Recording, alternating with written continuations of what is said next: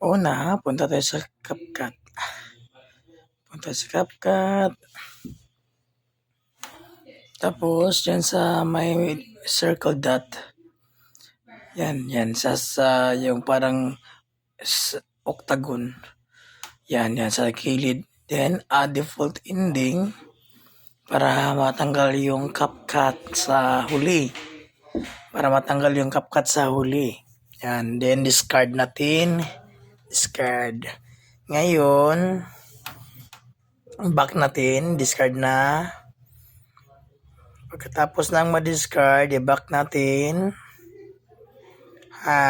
Punta tayo sa project, new project. Then, hanap tayo ng video na gagamitin natin. Sample. Yan. Yan yung natin, i-upload natin yan. Wala nang CapCut sa dulo. Yan. Ayan. Balik naman tayo. Cancel natin. Pindutin yung sa dulo. Default ending. Pag gawa naman tayo punta tayo sa project, gawa naman tayo. Sa dulo niyan ay may CapCut. Antayin natin sa dulo. May CapCut yan sa dulo kapag hindi natin na default yun. Yan.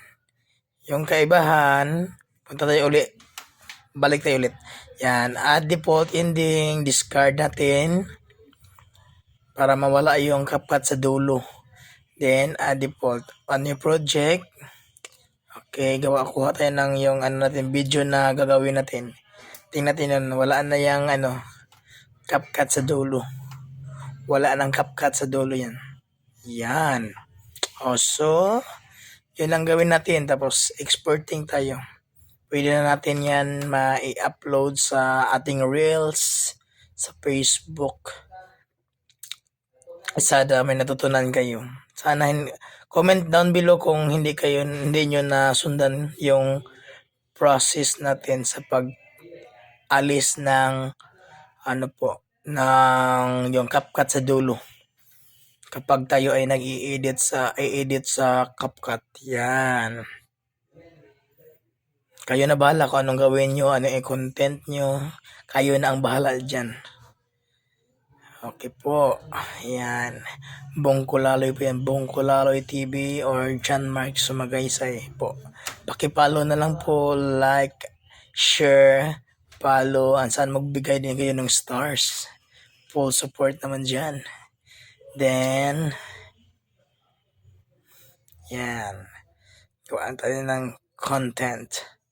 Hindi yan maganda. Pero lang, compilation only. Yan.